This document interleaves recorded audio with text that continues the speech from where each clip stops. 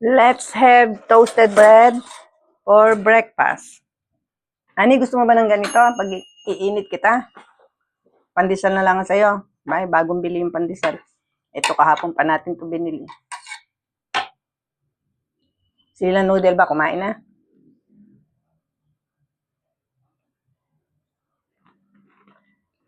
Sabayan natin ng paghigop ng mainit ng kape. Malamig ang umaga ngayon.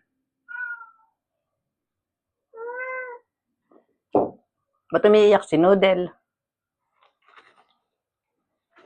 Ayan, lumundag na. Hinahanap siguro kanyang mga anak. Ayan, malalaglang. Nabigti na. Ito naman si Man. Gusto rin kumain. Kakain ka din ba, Ma? Ayan, laki-laki. Ayan. Yan. Hindi naman pwede sa iyo ang tinapay. Kape, gusto mo?